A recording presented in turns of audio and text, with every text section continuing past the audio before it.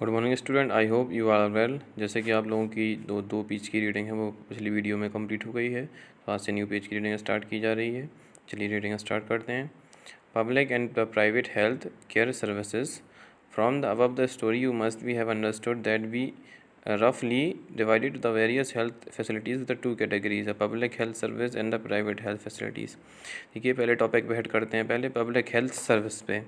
The public health service is a chain of the health centres and hospitals run by the government. They are the linked together so that they covered both rural and the urban areas and also provided a treatment to all kinds of problems for a common life illness to special service. At the village level, there are health centers where there is usually a nurse and village health workers. They are trained in dealing with the common illness work under the supervisions of doctors at the primary health center. Such a centers cover the many villages in a rural area.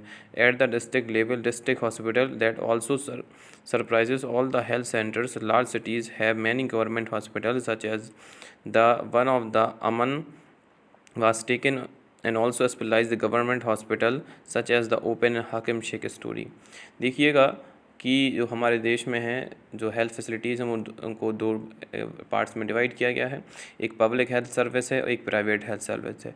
Public health service जो government के द्वारा जो health facilities हमारे देश में दी जाती है वो पब्लिक हेल्थ सर्विस के अंतर्गत आती है। जो प्राइवेट फैसिलिटीज़ है वो प्राइवेट संस्थाओं के द्वारा दी जाती है। देखिए भारत में जो इलाज है वो बिल्कुल मुफ्त है और कई बड़े ऑपरेशन भी सरकार ने जो लोग बड़े बड़े ऑपरेशन जैसे टीबी, एड्स और कैंसर जैसी बीमारियों के इलाज के लिए लोगों के पास पैसे नहीं होते, तो सरकार ने बीमारियों के इलाज के लिए लोगों की सहायता करना चालू किया है और इस योजना का नाम है आयुष्मान योजना। आयुष्मान योजना के अंतर्गत जो लोग अपनी इन बीमारियों के इलाज कराने के लिए उनके पास पैसे नहीं हैं वो इन योजना के अंतर्गत अपनी बीमारियों का इलाज करा सकते हैं। ठीक है, तो देखिए अब आगे की ओर चलते हैं। सार्वजनिक स्वास्थ्य सेवा और स्वास्थ्य केंद्रों व अस्पतालों की एक श्रृंखला है जो सरकार द्वारा चलाई जाती है। ये केंद्र व अस्पताल आपस में जुड़े होते हैं जिससे शहरी व ग्रामीण क्षेत्रों को सुविधाएं प्रदान करते हैं और सभी बीमारियों से लेकर विशेष देखभाल की ज़रूरत और वाली बीमारियों का इलाज भी प्रदान करते हैं। ग्रामीण स्तर पर स्वास्थ्य केंद्र होता है जहाँ प्रायः एक नर्स और एक ग्राम सेवक रहता है। इन्हें सामान्य बीमारियों इलाज के लिए प्रशिक्षण दिया जाता है। आज भी हमारे जो गांव हैं, रूरल एरियाज़ है, वहाँ भी आज डॉक्टर नहीं मिलेंगे आपको, या वहाँ एक नर्स मिलेगी और आपको जो सरकारी तरफ से जो सेवक नियुक्त किया गया है ग्राम सेवक वो आपको नज़र आएंगे। आज भी जो डॉक्टर्स हैं वो गाँव में ड्यूटी नहीं करना चाहते हैं। ज़्यादातर जो डॉक्टर्स हैं वो शहरों में ही शिफ्टेड हैं, वो गाँव में ड्यूटी नहीं करना चाहते क्योंकि गांव में उन्हें जो फैसिलिटीज़ है वो नहीं मिल पाती हैं और ख़ास तौर पर सरकार चाहती है कि गांव में डॉक्टर इलाज कराने के लिए पहुंचे, लेकिन जो डॉक्टर्स हैं वो रूरल एरियाज़ में इलाज करने के लिए नहीं जाते हैं तथा इन्हें समान बीमारियों के इलाज के लिए प्रशिक्षण दिया जाता है। वे प्राथमिक स्वास्थ्य केंद्र में डॉक्टरों की देखभाल में कार्य करते हैं। ग्रामीण क्षेत्र में एक ऐसा केंद्र कई गाँवों की ज़रूरत को पूरा करता है। जिला स्तर पर जिला अस्पताल होता है तो इन सभी स्वास्थ्य केंद्रों की देखरेख करता है। बड़े शहरों में कई सरकारी अस्पताल होते हैं जैसा कि वह था, जैसे अमन को ले जाया गया था। ऐसे ही विशिष्ट सरकारी अस्पताल जिनका जिक्र हाकिम शेख की कहानी में हुआ था। देखिए आप लोग हाकिम शेख की कहानी से पहले से ही अवगत हैं कि हाकिम शेख एक जो पश्चिम बंगाल के रहने वाले थे और वहाँ की जो खेतीहार मजदूर हैं उनके उस जो समिति थी उसके एक सदस्य भी थे। उन्हें ट्रेन हादसे में वो घायल हो जाते हैं तो वो अस्पताल में, सरकारी अस्पताल में एडमिट होने के लिए जाते हैं। तो ऐसे ऐसे करके लगभग 8 गवर्नमेंट हॉस्पिटल ने उन्हें एडमिट करने से मना कर दिया। बाद में आखिरकार उन्हें एक प्राइवेट हॉस्पिटल में अपना ट्रीटमेंट कराना पड़ा। तो देखिए आज भी हमारा देश जो है हेल्थ फैसिलिटीज़ के मामले में काफ़ी पीछे है और हम वेस्टर्न कंट्रीज़ से कंपेयर कर रहे हैं तो आज भी हमारी जो हेल्थ फैसिलिटीज़ है दुनिया के जो बहुत छोटे छोटे देश हैं उनसे भी हम काफ़ी पीछे। आज भी हमारे जो हेल्थ फैसिलिटीज़ है वो काफ़ी वर्स्ट है, कह सकते हैं बहुत बेकार अवस्था में है, लेकिन हम धीरे धीरे अपनी स्वास्थ्य सेवाओं को कुछ सही करने की कोशिश करेंगे। The health service is called a public for a many reasons in the order of the fulfil its commitment providing the health care all the citizens. The government has established these hospital and health centers. Also resources are need to run these services are obtained from the money that we the public pay to the government and as a taxes.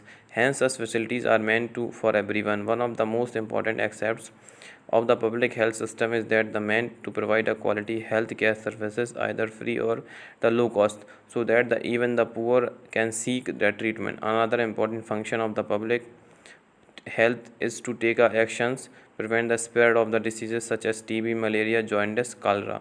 देखिए इन स्वास्थ्य सेवाओं को कई कारणों से सार्वजनिक कहा जा सकता है। देखिए, सरकार ने सभी नागरिकों को स्वास्थ्य सेवाएं प्रदान करने के लिए वचनबद्ध को पूरा करने के लिए अस्पताल और स्वास्थ्य केंद्र स्थापित किए हैं। तो इन सेवाओं को चलाने के लिए उसे धन की आवश्यकता होती है, जो उसे टैक्स के रूप में मिलता है। देखिए, हम जो भी चीज़ खरीदते हैं उसमें हमें टैक्स देना पड़ता है, टैक्स भरना पड़ता है। देखिए, सरकार कोई पैसा अपने यहाँ घर बैठे तो बनाती नहीं है, जितना भी पैसा गवर्नमेंट में पहुँचता है वो टैक्सेस के थ्रू नहीं पहुँचता है। अगर लोग टैक्स देना बंद करते तो हमारे देश की हालत बहुत ख़राब हो जाएगी। इसलिए हमें अपनी ईमानदारी से अपना टैक्स भरना चाहिए। अगर हम टैक्स भरेंगे तो हमारा देश भी आगे चलेगा। इसलिए ये सुविधाएं सबके लिए हैं। सार्वजनिक स्वास्थ्य सेवा एक महत्वपूर्ण पहलू है यह है कि इसका उद्देश्य अपनी अच्छी स्वास्थ्य सेवाएं निःशुल्क या बहुत कम कीमत पर देना है, जिससे गरीब लोग भी इलाज करा सकें। स्वास्थ्य सेवाओं का अन्य महत्वपूर्ण कार्य है बीमारियां जैसे टीबी, मलेरिया, पीलिया, दस्त लगना, हैजा, चिकनगुनिया आदि को फैलने से रोकना। इसकी व्यवस्था सरकार के लोगों के सहयोग से करनी होती है। देखिएगा कि एक जो ब्लू बॉक्स है उसमें कुछ क्वेश्चंस दिए गए हैं, उसके नीचे एक पिंक बॉक्स है, उसमें एक क्वेश्चन भी है, बहुत इंपॉर्टेंट क्वेश्चन है। वाई पे टैक्सेस टू द गवर्नमेंट, हम सरकार को टैक्स क्यों हमें देना चाहिए, क्या कारण है कि हम सरकार को टैक्स दें। चलिए इस रीज़न को पढ़ते हैं। Government uses taxes for money for providing many public services for the benefit of all citizen. Some service such as the defence, police, judiciary system, highway, etc. benefits all the citizens, otherwise the citizens cannot organize these services for themselves. Taxes fund developmental programs and services such as the education, healthcare, employment, social welfare, vocational training required for needs citizen. Tax money is utilized to relieve the rehabilitations in the case of the natural disasters such as the floods, earthquakes, tsunami, etc.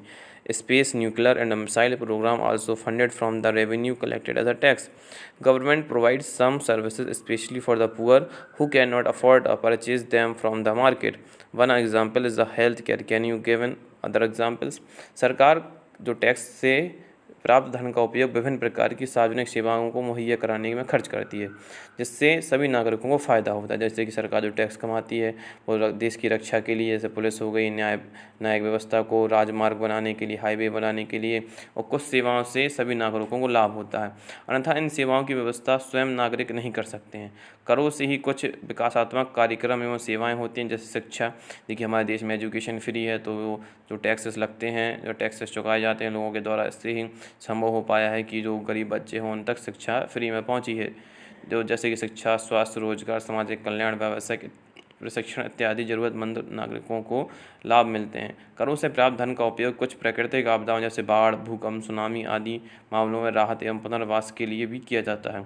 अंतरिक्ष, परमाणु एवं प्रशिक्षण से संबंधित कार्यक्रमों को भी करों के द्वारा प्राप्त राजस्व द्वारा ही चलाया जाता है। सरकार खास तौर से गरीबों को कुछ सेवाएं प्रदान करती हैं जो वे बाज़ार से नहीं खरीद पाते हैं। तो इसका एक उदाहरण स्वास्थ्य संबंधी सेवा। देखिए, हमें इसलिए टैक्स देना ज़रूरी है। अगर हम टैक्स नहीं पे करेंगे तो हम सरकार जो हमारी गवर्नमेंट ऊपर पैसा कहाँ से लाएगी।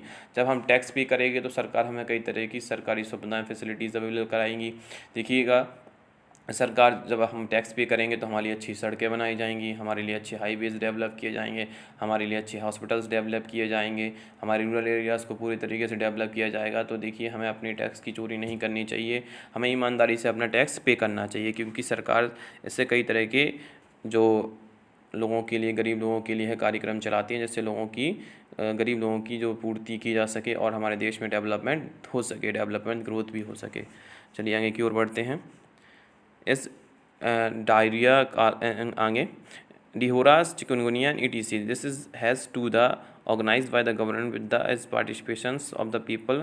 Otherwise, it's not effective. For examples, when taking up the campaign to see the mosquitoes do not breed in the water coolers, rooftops, etc. This has to be done for all the houses in the area. So recall the case is Hakim Sheikh.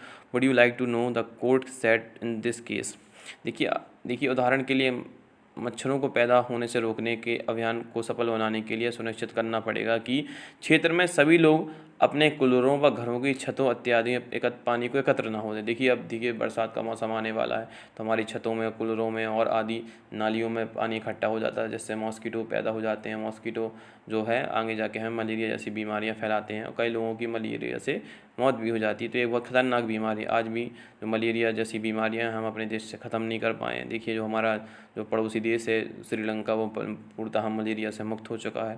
जैसे कि हम polio से तो मुक्त हो चुके हैं, लेकिन अभी काफ़ी ऐसी बीमारियां हैं जिनसे हम मुक्त होना बहुत ज़रूरी है। देखिएगा इस समय जो एक बीमारी उभर के आई है कोरोना वायरस, इससे सबसे पहले तो हमें इस वायरस से लड़ना है और इस वायरस से ही मुक्त होकर हमें आगे बढ़ना है।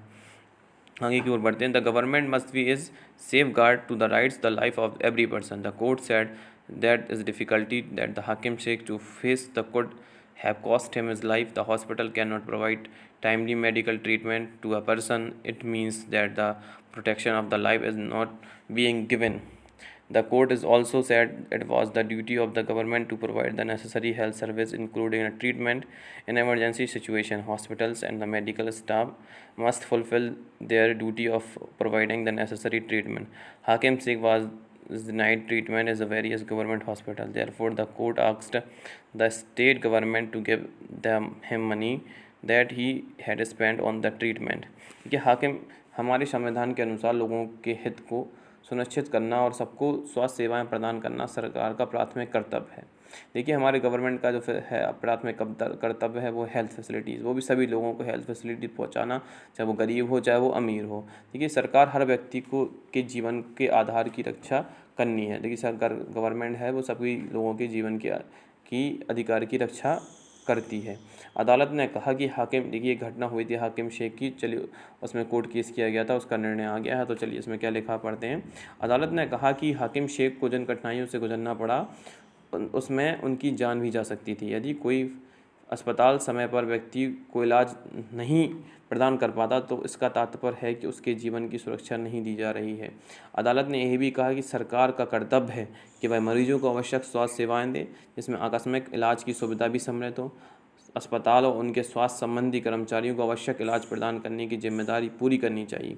कई सरकारी अस्पतालों ने हाकिम शेख का इलाज करने से मना कर दिया है, इसलिए अदालत ने राज्य सरकार को निर्देश दिए कि वह हाकिम शेख द्वारा इलाज पर वह पूरे खर्च का भुगतान करें। देखिएगा आज भी हमारे देश में जो गवर्नमेंट की तरह कई गवर्नमेंट हॉस्पिटल्स हैं जिनकी हालत बहुत बुरी हैं, आज भी वहाँ सुविधाओं के नाम पर कुछ नहीं है। तो देखिए हमारे देश में सरकार अरबों रुपए हॉस्पिटल्स में लगाती हैं, फिर भी आज हमारे यहाँ जो हेल्थ फैसिलिटीज़ है वो दुनिया में काफ़ी काफ़ी क्रिटिकल कंडीशंस में से कह सकते हैं कि हमारे देश में आज भी स्वास्थ्य सुविधाएं काफ़ी बदतर स्थिति में हैं। तो देखिएगा हमारा देश धीरे धीरे आगे बढ़ रहा है, तो मैं चाहता हूं कि हमारे देश में हेल्थ फैसिलिटीज़ धीरे धीरे डेवलप हों और हम भी एक डेवलप देश की ओर आगे बढ़ें। Thank you.